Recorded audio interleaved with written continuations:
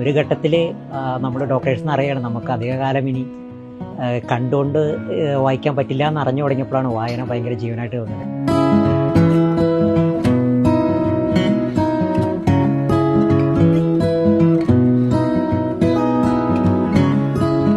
സമയമില്ല, അപ്പോൾ വേഗം പുസ്തകങ്ങൾ വായിക്കുക.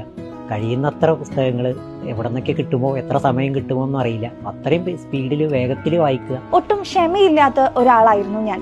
എന്നാൽ ഈ ഒരു വായനയിലൂടെ ഞാൻ ആർജിച്ചെടുത്ത ഏറ്റവും ഒരു കാര്യം എന്ന് പറയുന്നത് ക്ഷമാശീലം എന്നുള്ളത് തന്നെയാണ്.